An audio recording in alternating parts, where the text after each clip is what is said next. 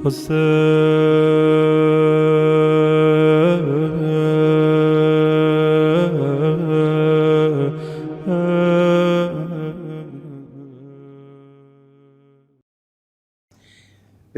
ar-Rahman ar-Rahim. Alhamdulillah Rabbil Alameen. Wa sallallahu ala Muhammadin wa alihi at-tahirin.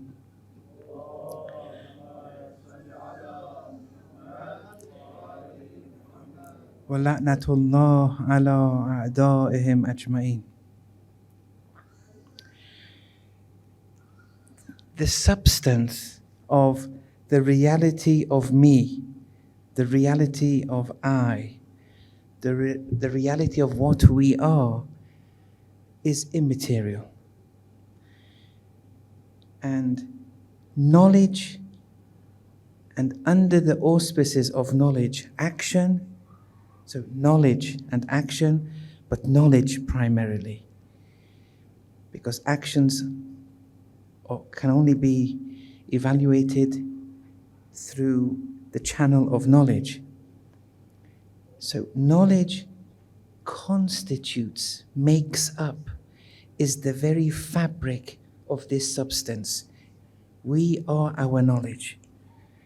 And knowledge is immaterial. Knowledge isn't material. Knowledge is immaterial. We are our knowledge.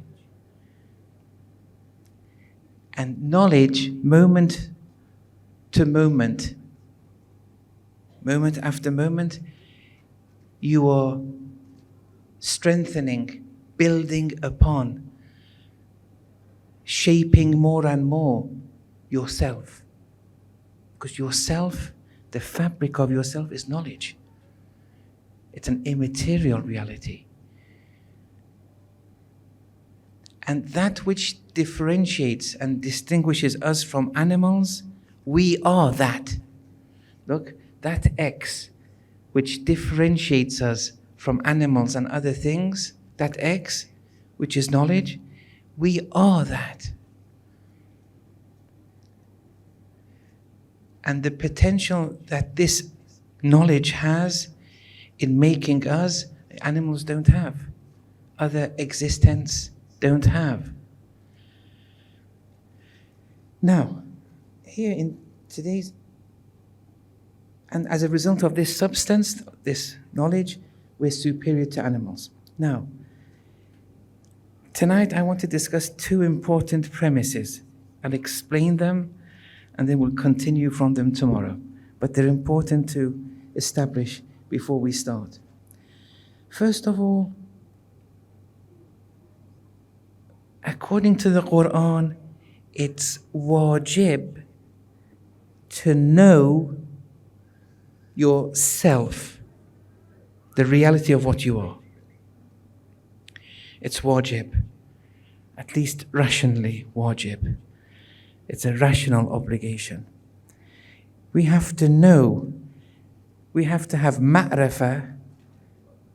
It's not a, yes, we have to have ma'rifah. We have to have gnosis with a G in relation to the self, the reality of what we are. This we can establish in the verses of the Holy Quran. So we have to know, what am I? This is something we have to pay attention to. We have to be attentive towards this. Otherwise you've lost the plot.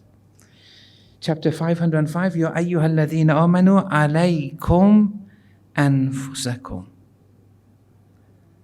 Then the verse continues in a very delicate manner, saying, La yadurrukum man dhalla idha tadaytum. Look, it first says, O believers. So you have to have Iman. Some Tawheed must have entered your heart for you to have this capacity to know yourself. Otherwise, if the heart is Tawheed free, there's no point. But there are many Muslims whose hearts are Tawheed free. Only the tongues rotate. O believers, be attentive to yourselves, your souls, the essence of what you are. But what kind of attentiveness?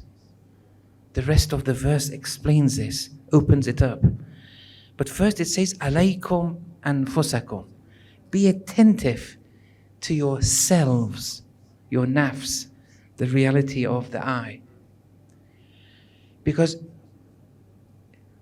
the reason is, at the end of the verse it says, إِذَا اهْتَدَيْتُمْ. If you, the nafs, is guided,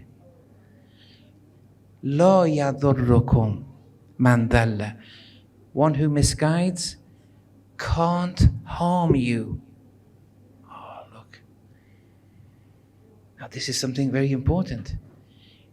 You can't be harmed if you, the soul, nafs, is guided. What does that mean? So first we have to see, what does this mean? And then how do you be attentive to yourself to attain to this goal of not being harmable by those who misguide? Like, it's a very delicate point here. So,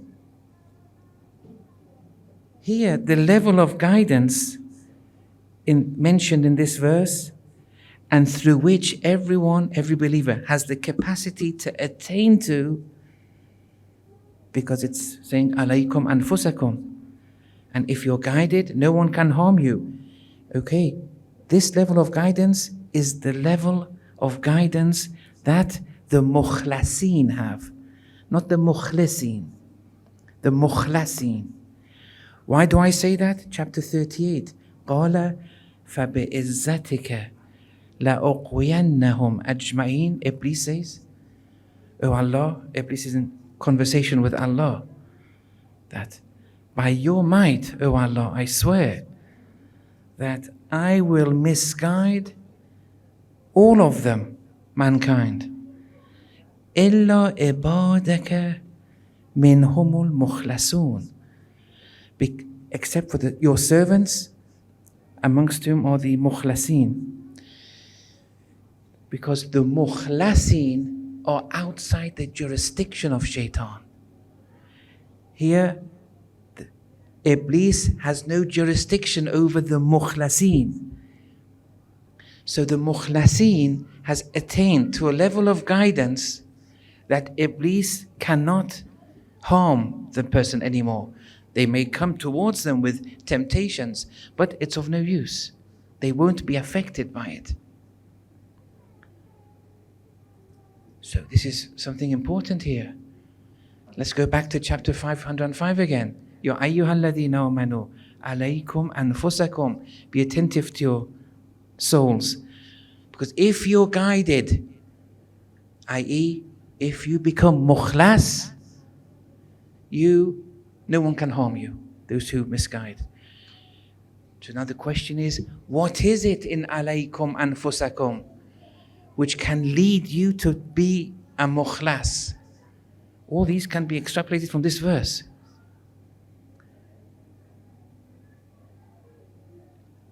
How can attentiveness upon the nafs lead you to become mukhlas? You see, mukhlas is when you've dedicated and sacrificed yourself for Allah's sake. It's a very high station. Usually we are mukhlis, present participle. We say, I dedicate this action for Allah's sake. So this action you attribute to yourself. I dedicate. The ego is still seeing oneself as the doer, attributing the action to oneself. And you're saying for Allah's sake, when Allah is but a rational concept that you have, inshallah, attained to, but you're not seeing the real thing. You're not seeing the real Allah with the eyes of the heart.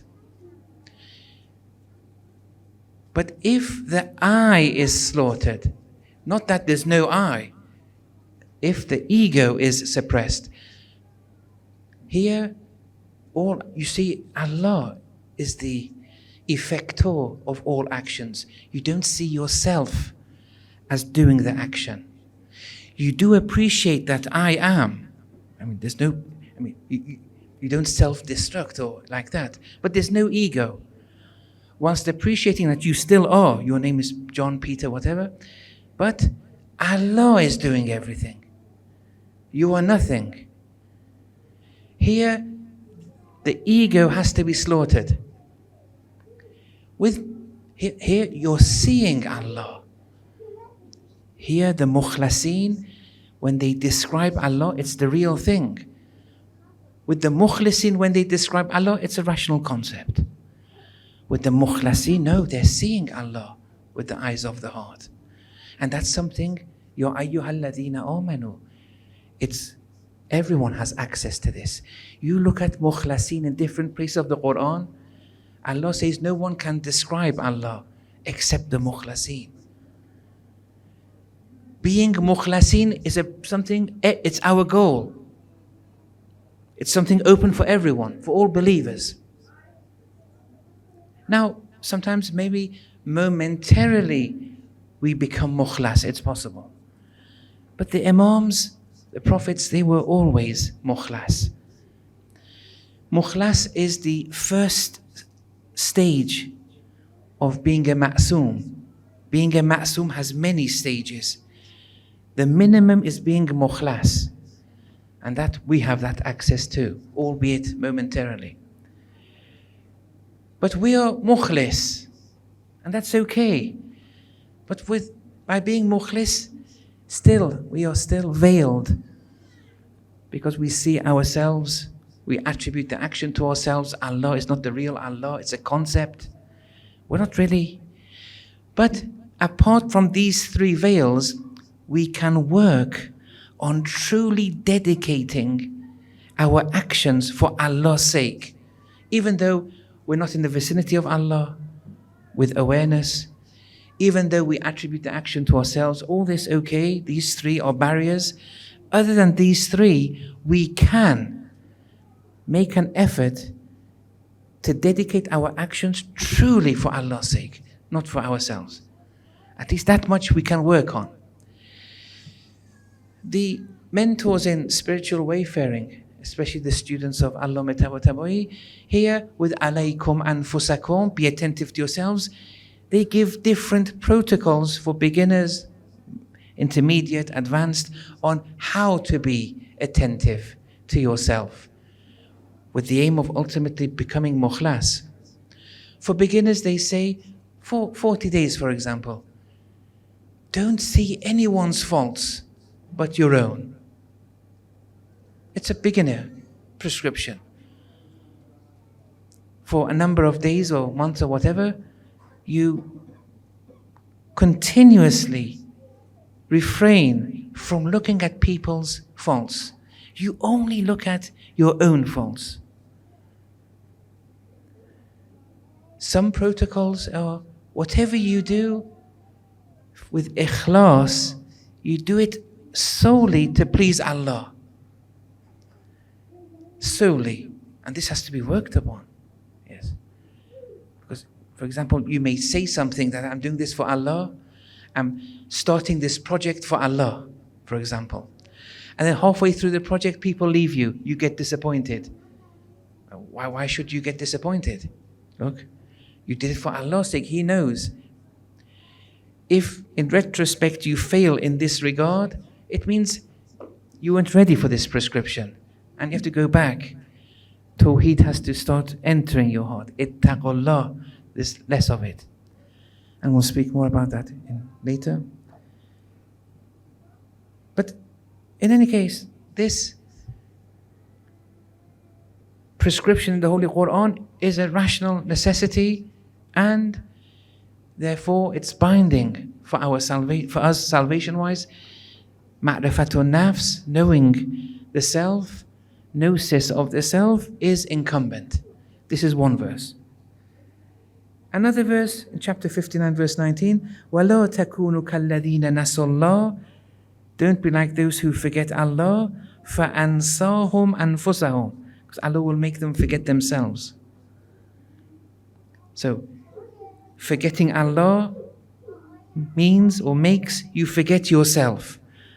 In this sentence of forgetting Allah makes you forget yourself, the subject of this sentence, the mawzu, is forgetting Allah. The predicate, the mahmul, is forgetting yourself. Now, it's one proposition, the Quran states it, therefore it's a fact. Now, in mantiq, in logic, you've studied it, that you can make a number of different positional variations of a given proposition, and the result will always be true if the original proposition was true. So, for example, if I say studying 5 units means passing an exam, and assume that's a true statement. Here, one way of making a variation of this proposition, which has a subject, passing 5 units, and a predicate, you'll pass the exam, they say, okay, can you interchange the subject and predicate and make them both negative? So passing 5 units means passing the exam. Interchange means passing the exam means doing 5 units, make them negative. Not passing the exam means not doing 5 units. And that's a true statement too. There was a negation and an obversion, an interchange and a negative. You did that, and that original proposition now has converted to another proposition, which is true by default, assuming the original proposition was a true statement. Now, with forgetting Allah, you forget yourself, interchange them, and then make them 2 negatives. It means forgetting yourself means forgetting Allah. Then knowing yourself, the opposite of forgetting yourself, means knowing Allah. Look, with one obversion and negation, the statement of forgetting Allah, you're forgetting yourself, means forgetting yourself. Here, this new statement is also true, meaning if you know yourself, you'll know Allah. Man arafa nafsa, faqad arafa rabbah. It's a hadith too. Many of these statements, these ahadith we have, it's all extrapolations from the Quran. So if you know yourself, you'll know Allah. But this knowing isn't a conceptual knowing. If you know yourself, you know Allah, it doesn't mean a conceptual knowing of Allah. It's not a husuli type of knowledge where you have knowledge of X thing through the concept of X. X itself isn't within you. The concept of X is within you.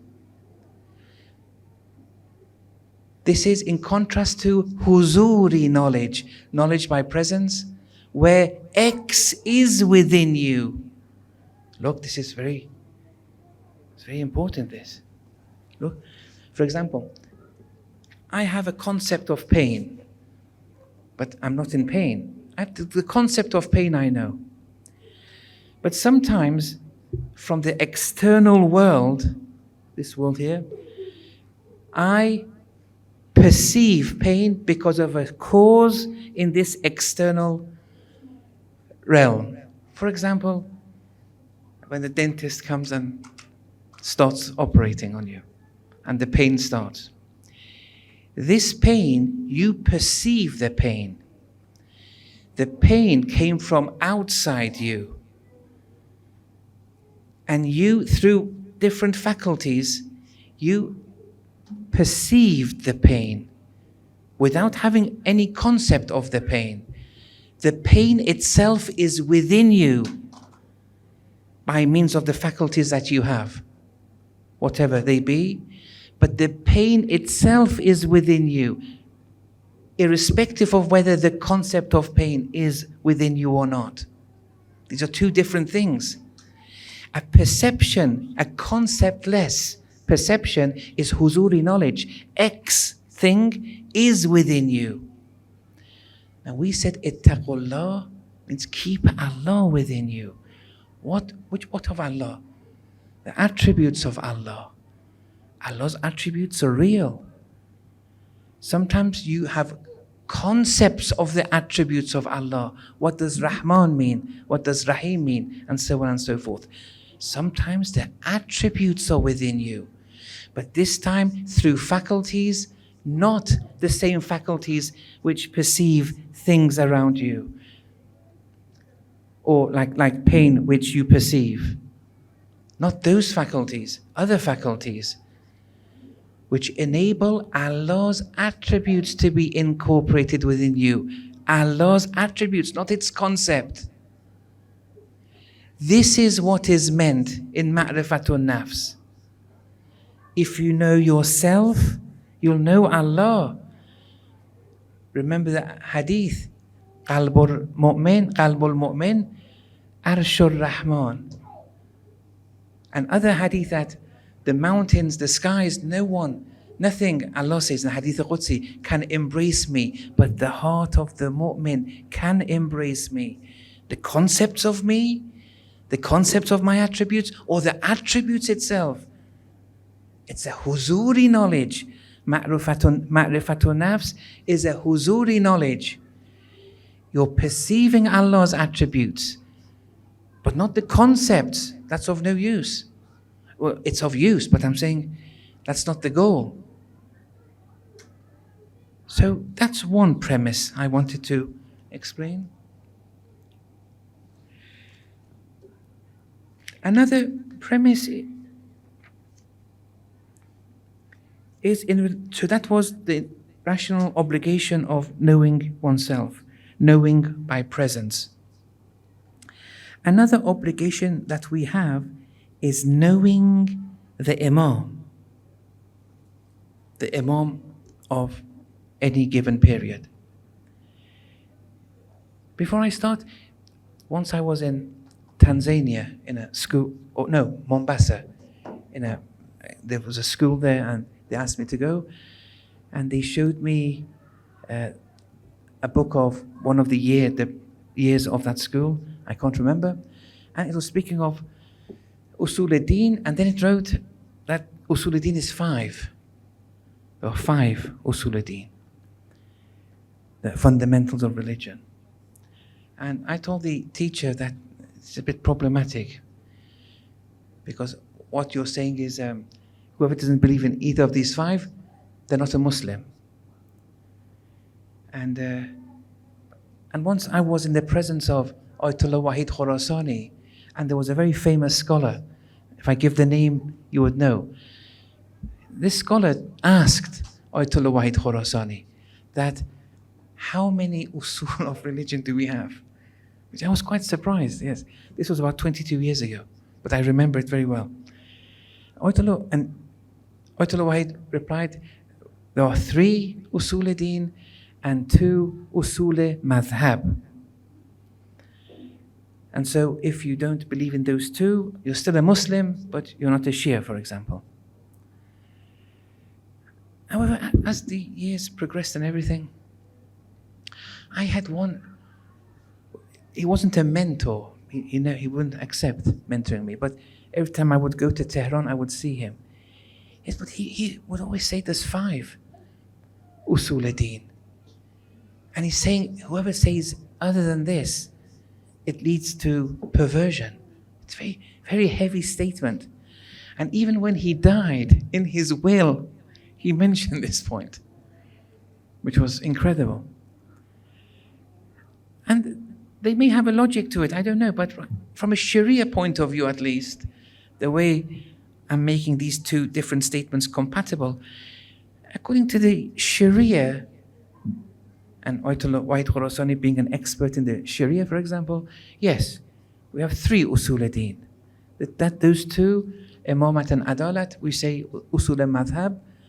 But when it comes to the tariqah, there may be a case of saying there are 5.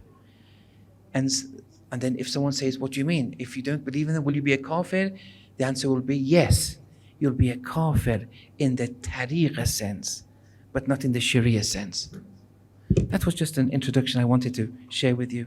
Something sometimes I remember and just want to share. Now, the importance of knowing the Imam now. So the first premise was the importance of knowing oneself, the nafs. Now the importance of knowing the Imam. Now here, why is it wajib? Because what is the reality of the Imam? What is the reality of the Prophet? The reality of the Prophet, the reality of the Imam, the reality of the Khalifa of the time is they are a maximum manifestation of Allah's attributes. Look. So even if there was no hadith after the demise of the Holy Messenger, you know who the Khalifa is. Look, Khalifa means the successor of the Prophet. Well, no, the Holy Prophet is also Khalifatullah. The Holy Prophet is the successor of Allah. Succeeding what of Allah? Answer, attributes of Allah. The reality of a Khalifa is they are maximum manifestations of Allah's attributes. Now the Holy Messenger has passed away. Who is the Khalifa? Even if there was no hadith, even if there was no ghadir, no anything, you can objectively go and see who is manifesting Allah's attributes more. That's your Khalifa. You see? The reality of the Imam is that they are manifestations of Allah's attributes. They are nothing themselves. There is no ego. They are a pure mirror, just reflecting Allah's attributes. You want to see Allah's mercy, Allah's forgiveness, Allah's creation, Allah's provision of sustenance, everything. It's through the Imam. And the Imam is a physical Imam. Something tangible for me and you. It's better than saying, Ya Allah, when Allah is just a rational concept. Look, yes, I agree. If you have access to Allah directly, seeing Allah, going through the Imam is still important, but not as important. Even though even the Ma'sumin would go through the Imams when they wanted to journey towards Allah. But the point is, the Imam is something tangible. We can relate to him. And we know his life, his behavior, X, Y, and Z. You want to see Allah's Rahmaniyah, the Imam manifested maximally. You want to see Allah's justice, the Imam manifested maximally. And so on and so forth. This continues. And so if we have hadith that say, if someone rejects Amirul Mu'mineen, their salat is void, fasting is void, hajj is void, everything is void. Of course, this has to be the case. Because someone at the time of Amirul Mu'mineen, if Amirul Mu'mineen was here, at the time of, and someone is there seeing Amirul Mu'mineen, seeing his behavior, experiencing him, and they reject him, it means they've rejected Allah subhanahu wa ta'ala. Because what is Amirul Mu'mineen? Is a manifestation of Allah's attributes. You've rejected Allah's attributes. But you can't say that to our Sunni brothers today. Because they don't, that rejection of Amirul Mu'mineen won't qualify as one of 1400 years ago. That's a bit difficult to call them rejecting Allah for many reasons that may arise for them. But those who reject him. Now this concept of Walayat al-Faqih also continues with this. In reality, the Wali al-Faqih is one who manifests Allah's attributes maximally today, during the period of occultation. Now, whoever you think, I don't want to enter that discussion, but there has to be a Wali al-Faqih. There has to be Islamic leadership. Those who say there's no Wali al-Faqih, there's a problem here. You're abrogating Islam. But the point is, that Wali al-Faqih, whoever you believe it is, they are maximally, compared to other people like me and you, they are manifesting Allah's knowledge more, Allah's justice more, Allah's courage more, Allah's generosity more, and so on and so forth.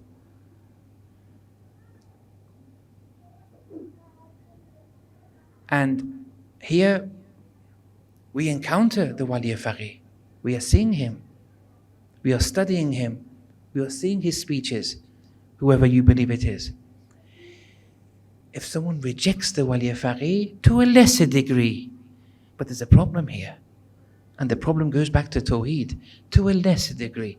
I'm not comparing the Wali Faqih with the likes of Amir al-Mu'mineen. But there's a fundamental point hidden here. That one shouldn't be idle even today. They have to be after these people. So here too, it's important and wajib, at least obligatory, obligation to know the Imam, because it's knowing Allah. But now the Imam today, the 12th Imam, is an occultation, because he is the true Wali today, the 12th Imam. There's no physical access to the 12th Imam today. And it's supposed to be like that. He's an occultation. These stories that you hear, in Korea, someone was doing this and someone out of space came and helped them. Then they say, who was that? And some people are, accumulating all these kind of stories, saying that he's everywhere. And one has to take that with a pinch of salt. But now we don't have access to the physical Imam. Is that a barrier? Of course it's not. During the time of Amir al-Mu'mineen, when people saw the physical Amir al-Mu'mineen, but many of them were still hypocrites and didn't benefit from him. We're not benefiting from the physical aspect of the Imam. We want to benefit from what the Imam represents, and that is Asma'ullah, the attributes of Allah. So the Imam is in occultation. But does that mean our access to Asma'ullah, which the Imam in occultation represents maximally, is that obstructed too? Of course not. No, nothing. There's no obstruction. So the doors are open. The next question is, okay, things are getting a bit sensitive now. So if the doors of accessing the 12th Imam are still open, because the doors of embracing Allah's attributes are still open. Ittaqullah, remember? How can we access the names of Allah, which is the reality of the 12th Imam today, and therefore be in a relationship with the 12th Imam? That's the question now. The answer is the Quran. Okay, look, I'm going step by step here. There's a unity between the Quran and the Imam, the Khalifa of any given time. So the answer to the question, how do I have access to the 12th Imam? Because it's an occultation, they say, don't worry, that's a physical occultation. Can I still access him? Yes. Which aspect? The Imam is Asma'ullah. How do I access him? We've given you a protocol. Hadith Thaqalain also, but the Quran is your protocol of access to the 12th Imam. Why? Look, why and how? These two we want to cover tonight. First, let's see how the Urdu look at the Quran. In the Quran, there are many stories of the prophets. There are many stations mentioned. For example, that of Wilaya, Khilafa, successorship, closeness to Allah, Wilaya. There are many stories of the Quran. There are many parts where animals are mentioned, the stars, sun, mountains, angels. All these are mentioned in the Holy Quran. All these together,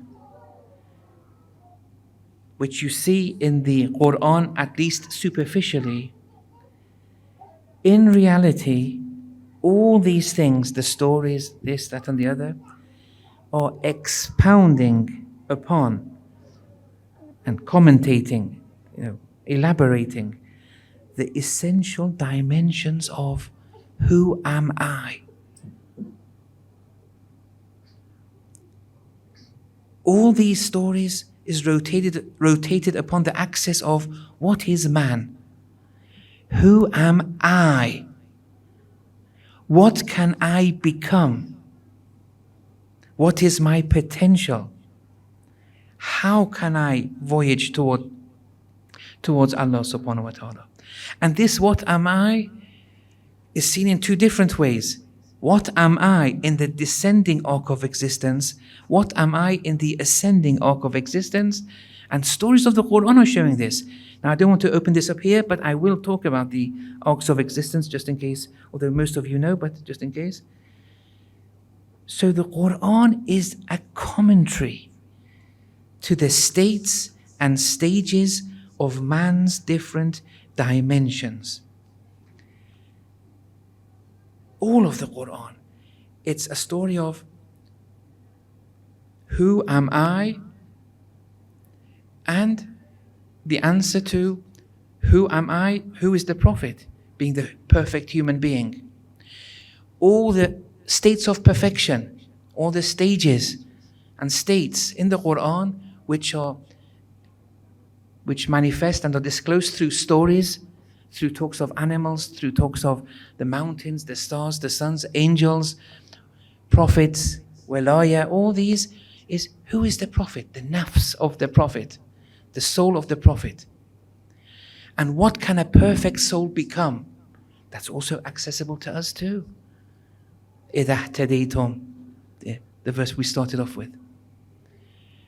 So what can we become? All these are answering this question in the Holy Quran. So the Quran is a book of disclosure of what is the nafs and what it can become. It's a book of the Holy Messenger primarily. It's a book of Amirul Mu'mineen. He was the next Khalifatullah. It's a book of Imam Hassan alayhi salam, Imam Hussain alayhi salam. It's the book of the 12th Imam. Who is the 12th Imam? What are the stations of the 12th Imam? The Quran. There's unity between Quran and the Imam. That's what Hadith Thaqalain is telling us. They can't be separated. So when in Sweden, for example, when they were burning the Quran, they're burning the 12th Imam. They're blocking the route to the 12th Imam by burning the Quran.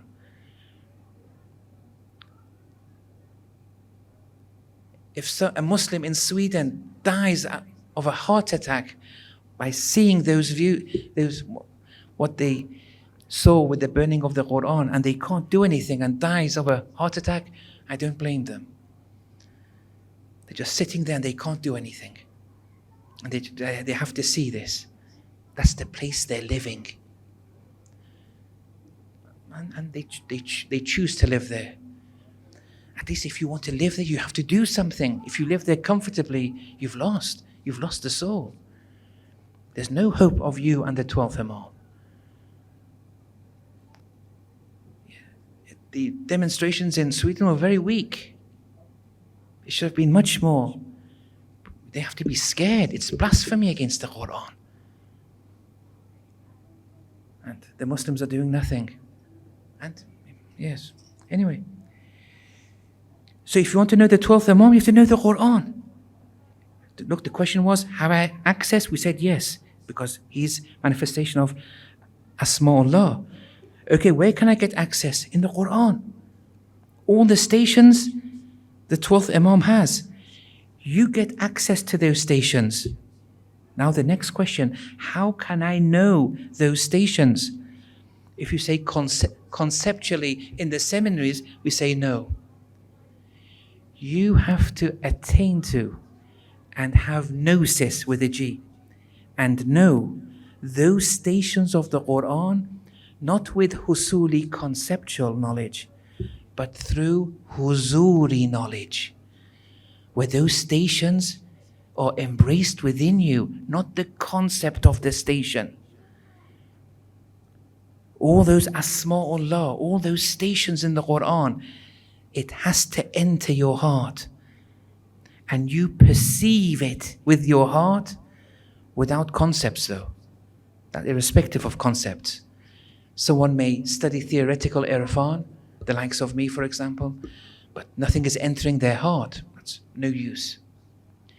But when these stations and asma of the Quran that we swear by in Laylatul Qadr, when they enter and you perceive them through presence, not through concepts, they are within you, the Quran says you've touched something, mass.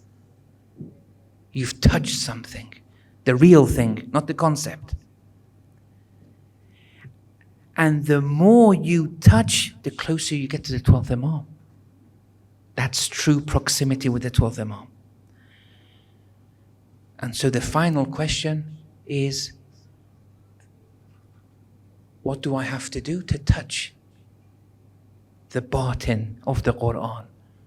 La yamassuhu illa al-mutahharun. That no one can touch the batin and get knowledge through presence except for the purified ones. And purified ones here means, is used in the absolute sense. You have to purify all your faculties, from the Zohair to the batin. And that we're going to deal more with. And fattabi'uni, in the first lecture when we touched upon it, follow me, the Holy Messenger, is on a par with this. La yamassu illa al-mutahharun. And here the Urafa, especially Ayatollah Hassan Zada Amali Rahmatullah alayhi, in many treatises, he's explained how this purification has to happen.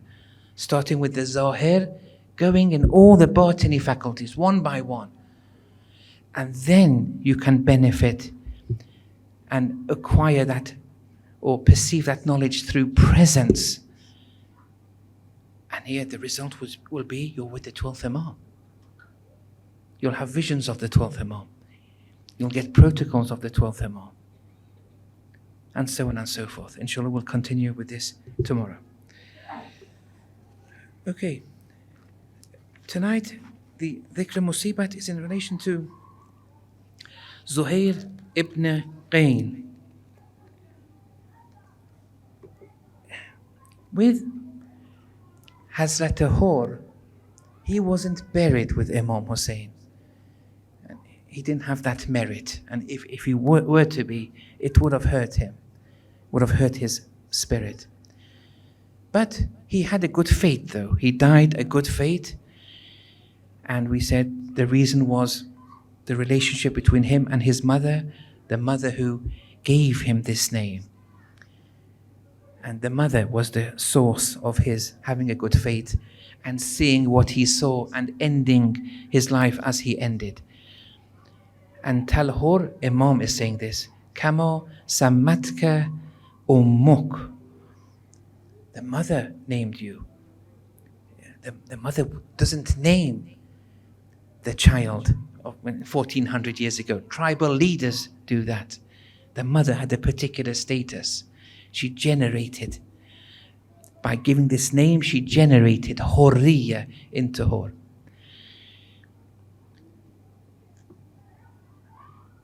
And that's why with the Imams too, Allah gave the name of the Imams.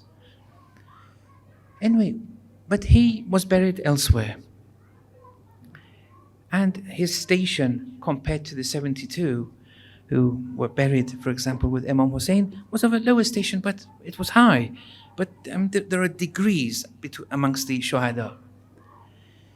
Now, Zohair ibn Qayn, this is also something one has to try and get to the bottom of this. Now, he was buried with Imam Hussain.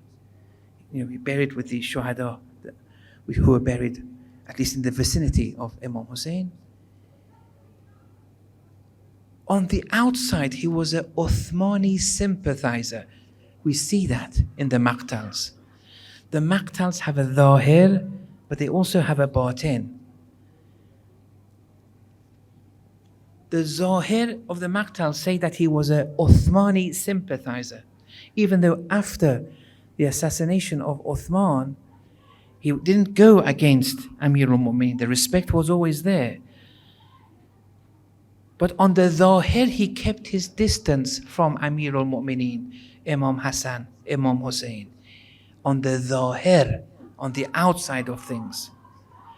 We have to kind of unlock the Maqtals and see what the Batini story is.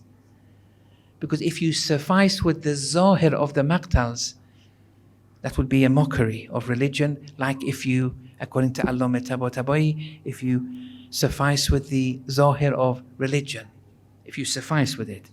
There's a Zahir and a Batin, both are important. So right now a question arises. Uthmani sympathizer becoming a Shaheed in the vicinity of Imam Hussain in a very short distance. This is even more bizarre than with Hur. So this has to be solved somehow. Because his station was a very high station. The last words that the Imam gave in relation to Hur is of one caliber.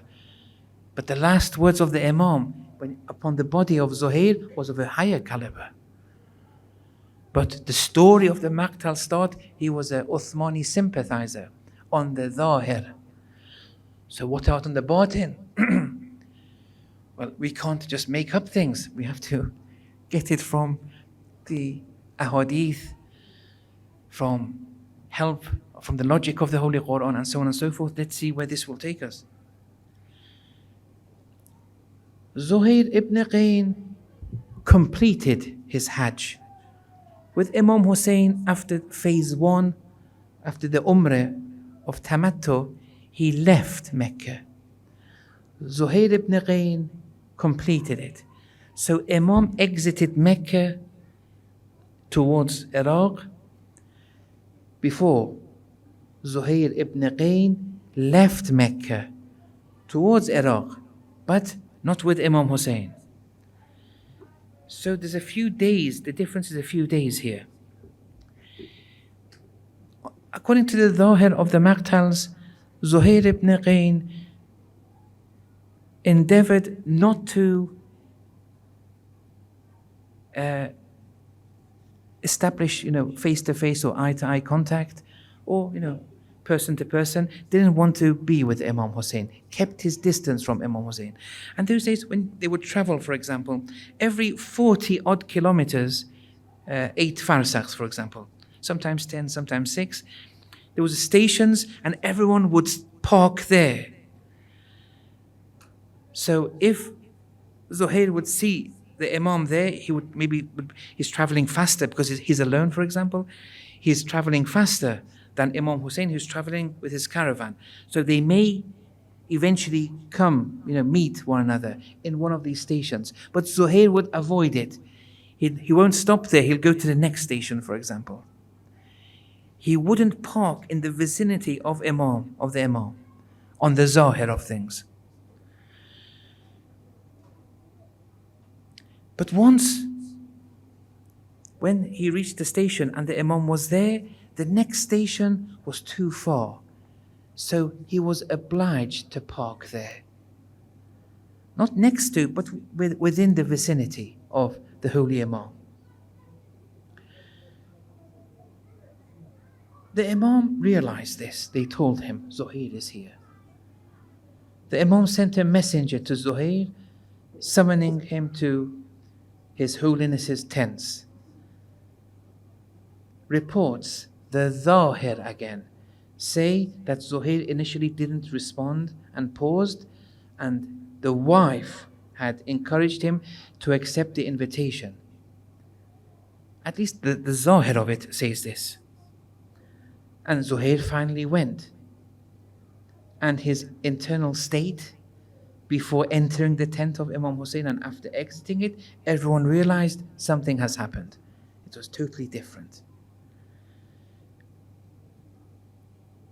And as a result, he accompanied Imam Hussain to Karbala. And on the day of Ashura, fully armored, he mounted his horse, approached the enemy and said, "O people of Kufa, fear Allah's punishment. Before our swords clash, we are brothers, and I find it's my duty to try and guide you. Once the swords clash, the veils of dignity will break, and you will be deemed another ummah. Allah will test you by means of the Prophet's household, so that it becomes known who does what." Now this, Zohair was keeping his distance all these years.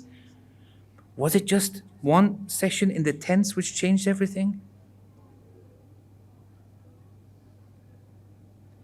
We want to free you from the Taghut, son of Taghut, Ubaydullah ibn Ziyad, from whom we've seen nothing but the amputation of bodies, blinding people, and hanging your senior members and your Quranic reciters, such as Hujr ibn Adi and Hani ibn Urwa. So here he's guiding people here on the day of Ashura.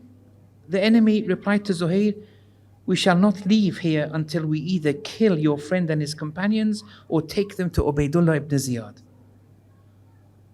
Zohair said, "Okay, if you don't want to help Hussein, at least don't help Yazid at least. Leave them both. You're not going to help the family of Fatima," he says, "so don't help Yazid either." An arrow was then fired from the enemy camp. They say maybe it was Shimr, who said, "Your words are tiring us." Zohair then replied, "I have nothing to say to you," addressing Shimr. "You are nothing but an animal. I doubt you understand even 2 verses of the Holy Quran. So await Qiyamah, and I give you the glad tidings of hell." As if he's giving a definition of what an animal, a human who's an animal in reality is, when they can't even understand 2 verses of the Holy Quran. Shimr then said, "Allah will kill you and your friend very soon." Then Zohair said, "Are you frightening me of death? Death with Hussein is more desirable for me than living amongst you eternally." "O people," Zohair added, "don't let this fool deceive you, for there shall be no shafa'ah for those who have their hands contaminated with the blood of this noble family." Look, Zohair is just guiding here. There's no shafa'ah if your hand is mixed with the blood of the noble family. To paraphrase it today, there's going to be no shafa'ah if your hands are contaminated in going against the cause of the noble family.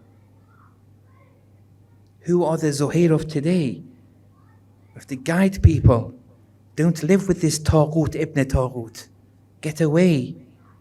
Don't get your hands contaminated with what this Taghut is doing.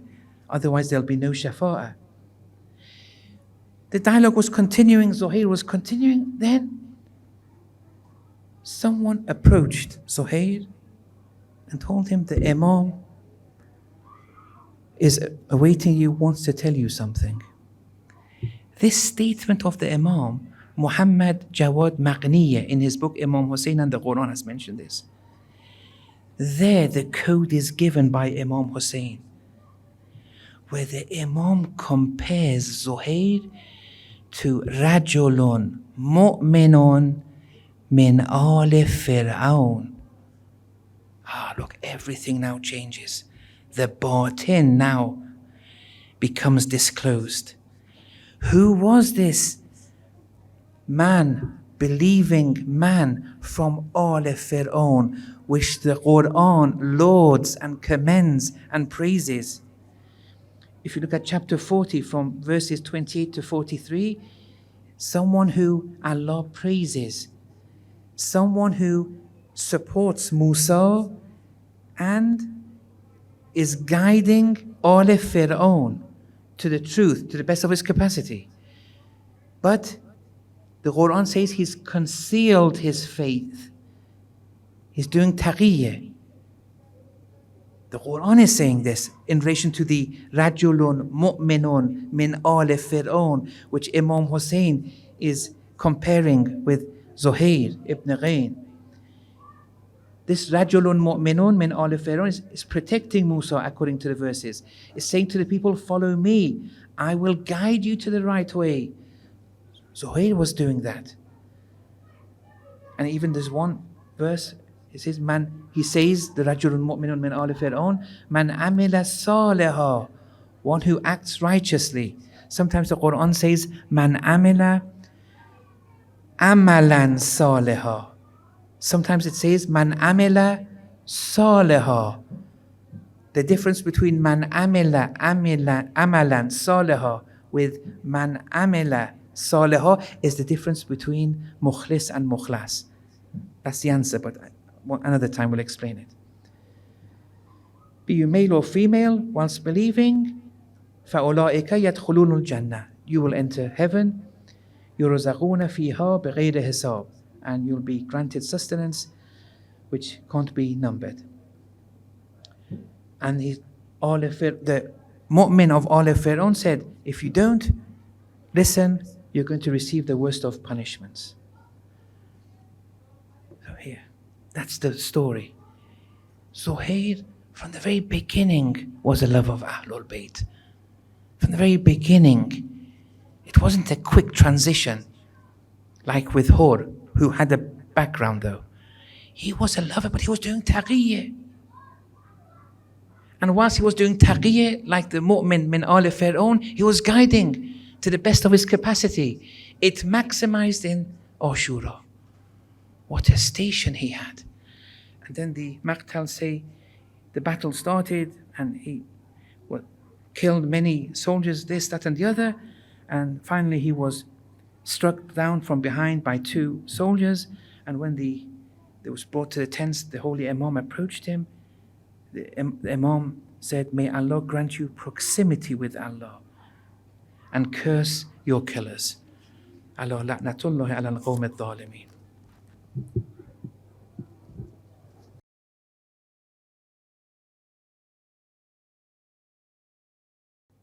فقد قال رسول الله صلى الله عليه وآله وسلم إن الحسين مصباح الهدى وسفينة النجاة. آج ماہ محرم کی 3 دن گزر گئے اور ایسے ہی ماہ محرم گزر جائے گا. یہ ماہ اشک ہے، ماہ گریہ ہے.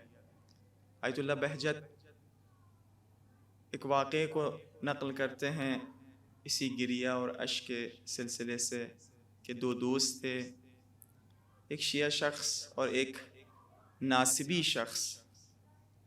کہ یہ ناصبی جو شخص تھا اپنے دوست اس شیعہ کو پریشان ہمیشہ کرتا تھا، یہاں تک کہ امیر المؤمنین کو برا بھلا کہتا تھا.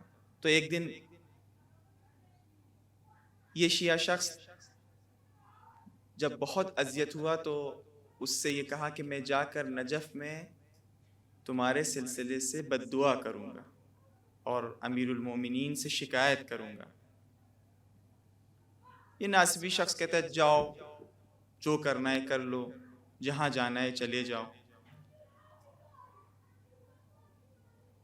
شیعہ شخص نے عزم سفر کیا اور نجف پہنچا. نجف پہنچنے کے بعد اس نے شکایت کی اور بد دعا کی.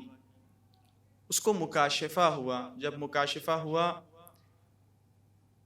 امیر المومنین کو جب خواب میں دیکھا، اس مکاشفے میں دیکھا، تو ویسے ہی شکایت کرنا شروع کر دیا، بد دعا دینی شروع کر دی. تو امیر المومنین نے کہا کہ تمہاری یہ بد دعا ہم پوری نہیں کر سکتے ہیں، اس لیے کہ وہ ہمارے اوپر حق رکھتا ہے. اس شیعہ شخص نے کہا آخر وہ آپ کو مانتا بھی نہیں ہے، برا بھلا بھی کہتا ہے، اور آپ مولا کہہ رہے ہیں کہ حق رکھتا ہے. کہاں ہمارے اوپر حق رکھتا ہے؟ وہ ایک دن شط فرات کی جانب سے گزر رہا تھا. گزرنے کے بعد کچھ دیر وہاں بیٹھ گیا، اور بیٹھنے کے بعد اس کے دل میں یہ خیال آیا اور وہ یہ کہنے لگا فرات سے مخاطب ہو کے، فرات اگر حسین اور حسین کی بچی سکینہ نے تم سے پانی پی لیا ہوتا، سیراب ہو جاتے تو کیا ہو جاتا؟ کہا بس اس نے یہ کہا اور اس کے آنکھوں سے آنسو ٹپک گئے. بیدار ہوا، اپنے منزل کی طرف پہنچا. جب پہنچا تو اس ناسبی شخص نے کہا کہ دیکھا ہمارا کچھ نہیں ہوا، ہم جیسے تھے ویسے ہی ہیں. تو اس شیعہ شخص نے اس واقعے کو بتلایا. جب اس واقعے کو بتلایا تو وہ ناسبی شخص کہتا ہے کہ بخدا قسم اس واقعے کو ہم جانتے تو میرا خدا جانتا تھا. اور وہ پھر شیعہ ہوا. تو آیت اللہ بہجت اشک کے ضمن یہ کہتے ہیں کہ اس اشک کا اتنا اثر ہوتا ہے. آج زہیر ابن قین کے مصائب پڑھنے ہیں. کربلا کے میدان میں بعض ایسے شہداء ہیں کہ جن کی شریکی حیات کی وجہ سے وہ جنتی ہوئے، جیسے وہب ہیں، حبیب ہیں، یعنی وہ بھی شریک ہیں جو شریک حیات ہیں ان اصحاب کی، اور زہیر کی. آپ کو پتہ ہے کہ زہیر کا سفر امام حسین علیہ السلام کے سفر کے ساتھ ساتھ ہو گیا. اور زہیر مسلک کے اعتبار سے، مذہب نہیں، مسلک کے اعتبار سے، سیاسی مسلک کے اعتبار سے عثمانی، امام حسین کو جیسے شیعہ مانتے تھے نہیں مانتا تھا. اسی لیے وہ دور دور اپنے خیموں کو نصب کرتا تھا، برپا کرتا تھا. لیکن ایک ایسا وقت آیا کہ ایسی جگہ کہ اب وہ مجبوراً امام حسین علیہ السلام کے خیمے کے پاس اس نے اپنے خیمے کو برپا کیا. بس جیسے ہی امام حسین علیہ السلام کو پتہ چلا تو ایک قاصد کو بلا کر اس کے جانب بھیج دیا. وہ اپنے بھائیوں کے ساتھ خیمے بیٹھا ہوا تھا.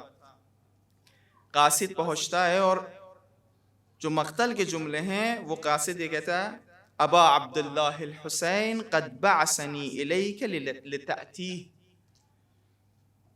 امام حسین نے مجھے تمہارے جانب بھیجا ہے اور تمہیں بلا رہے ہیں. یا بعض مقاتل نے لکھا ہے اجب ابا عبداللہ، مولا حسین کے خدمت میں حاضر ہو جاؤ. کہتے ہیں کہ جب یہ قاصد نے یہ پیغام پہنچایا تو کچھ لمحوں کے لیے زہیر خاموش ہو گیا. اس نے کوئی جواب نہیں دیا. جب زہیر کی شریک حیات نے یہ منظر دیکھا، آگے بڑھتی ہیں اور کہتی ہیں زہیر تمہیں کیا ہو گیا ہے؟ تمہیں پتہ ہے حسین کی ماں کون ہے؟ حسین کی ماں فاطمہ ہے. پسر پیغمبر نے تمہیں بلایا ہے اور تم دیری کر رہے ہو، تم سوچ رہے ہو. اٹھو اور جاؤ حسین کی خدمت میں حاضر ہو. ایبعث الیک ابن رسول اللہ ثم لا تأتیہ. وہ تیار ہوا، اس نے عمامہ پہنا، ردا پہنی، نالین پہنی اور امام کی خدمت میں حاضر ہوا. اور جب امام کی خدمت میں حاضر ہوا، مقاتل نے یہ نہیں لکھا کہ حسین نے کیا گفتگو کی، حسین نے کس نگاہ سے زہیر کو دیکھا. بس مقاتل نے یہ لکھا کہ جب واپس آیا فما لبس ان جاء مستبشرا، مسکراتا ہوا آیا، خوشی کے عالم میں آیا. اور آنے کے بعد یہ کہا خیموں کو سمیٹو، خیموں کو سمیٹو اور میرے خیموں کو امام حسین علیہ السلام کے خیمے کے قریب برپا کر دو. سب غلاموں کو آزاد کیا. پھر فرماتے ہیں فإنی قد عزمت علی صحبت الحسین، اب میں حسینی ہو گیا ہوں. لأفدیہ بروحی و اخیہ بنفسی، اور میں چاہتا ہوں میرے نفس و میری روح حسین پر میں قربان کر دوں. پھر اپنی بیوی سے مخاطب ہوتا ہے ثم اعطاها مالها، مہریے کو ادا کرتا ہے اور فرماتے ہیں فإنی لا احب ان یصیبک بسببی الا خیرا، میں نہیں چاہتا کہ میری وجہ سے آپ کو کوئی آج آ جائے. فقامت الیہ وبکت، اس کی کی شریک حیات زہیر کی شریک حیات آگے بڑھتی ہیں، رونے لگتی ہے، اے میرے مجاہد ہمسر، اسألک ان تذکرنی فی القیامہ عند جد الحسین، یاد رکھنا میری وجہ سے تم حسینی بنے ہو، قیامت کے دن حسین کے جد کے سامنے، رسول اللہ کے سامنے مجھے مت بھولنا، میری بھی شفاعت کرنا۔ آخری وقت ہوا، زہیر میدان قتال میں اترتے ہیں، جنگ کرتے ہیں، لیکن شہادت نصیب ہوتی ہے۔ اب امام حسین کے کوئی صحابی باقی نہ رہا، بنی ہاشم سے کوئی جوان باقی نہ رہا۔ زہیر کا یہ مرتبہ ہے کہ آخری وقت حسین نے زہیر کو یاد کیا۔ جب امام حسین کا آخری وقت قریب ہوا، نظر یمیناً و شمالا، حسین کبھی دائیں دیکھتے ہیں کبھی بائیں دیکھتے ہیں، نہ زہیر نظر آتے ہیں نہ قاسمون و محمد نظر آتے ہیں، ایک نحیف سی آواز سے آواز دیتے ہیں، فلم یر من اصحابہ احدا یا مسلم ابن عقیل یا ہانی ابن عروہ یا زہیر یا برید قوموا عن نومتکم ایھا الکرام، اے مسلم، اے ہانی، اے زہیر، اے حبیب، تم کہاں ہو؟ نہیں دیکھتے کہ حسین یہ کیوں تنہا کربلا کے میدان میں ہے؟ کیا تم یہ نہیں دیکھتے ان کی نگاہ خیام حسینی کی طرف ہے؟ چھوٹی بچیاں جو ہوتی ہے، آپ کے گھروں میں بھی چھوٹی بچیاں موجود ہوں گی، چھوٹی بچیاں یہ آبزرو کر لیتی ہیں کہ جو بابا سے بہت قریبی دوست ہوتے ہیں وہ ان سے قریب ہو جاتی ہے۔ شاید سکینہ نے دیکھا ہو کہ حسین کے قریب زہیر و حبیب ہے، جب خیام حسینی پر حملہ ہوا ہو، جب سکینہ کے بالوں میں کسی لعین نے ہاتھ ڈالا ہو، کسی لعین نے تماچے لگائے ہو، تو سکینہ نے آواز دی ہو، اے زہیر، اے حبیب، اے میرے بابا کے ساتھی، کہاں ہو کہ سکینہ مصیبت میں ہے۔ بس ایک آخری مصائب کا گوشہ اور آپ کی زحمت تمام۔